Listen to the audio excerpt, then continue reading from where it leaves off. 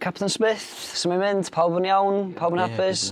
Rhwngtha chi a y ffug, mae bob dim da'n dod o ardal Crymych ar hyn o bryd. Iwan, deithio fi chydig bach am y band a sut nathoch chi ffurfio? Wy'n i arfer bod mewn band gyda Jack Ellis, a wedyn ni wedi cwrdd â Lloyd yn ysgol y Preseli. A o'n i'n meddwl bod e'n kind of combo da, dod â rhywbeth hollol wahanol i'r grŵp. Ma'ch sŵn chi yn eitha punk, ddim yn anhebyg i y ffug. Sa'ch chi'n deud bod y ffug yn ddylanwad yna chi? O'n hollol. Ie, mae'n un o'r bandiau fwyaf dylanwadol o'r kind of oes ma.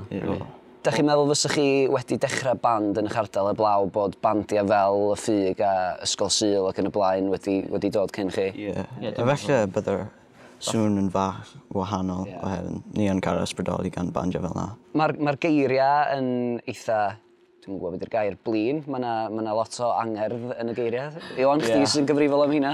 Ie, wel, dwi'n neud eitha lot, ond hefyd mae yna ysgrifennu y caneuon yn hollol kind of equal.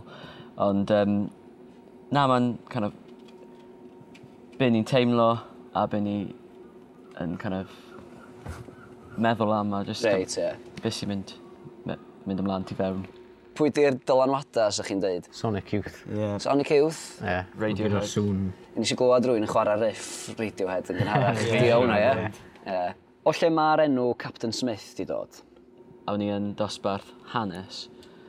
Yn kind of just... Ddim yn gwrando yn astyd? Ie, yn dosbarth hanes, ond ti fas dosbarth hanes hefyd.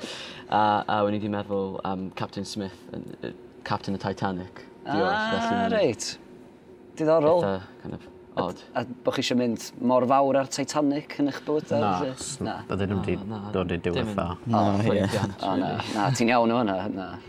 Felly, beth yw'r bwriad? Headlineio Maes B mewn blwyddyn? Ie, bydd hwnna'n good.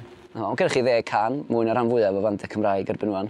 Felly, pob lwc i chi dros y flwyddyn nesaf. Diolch yn fawr iawn chi am ddod i fewn. Diolch. Diolch yn fawr.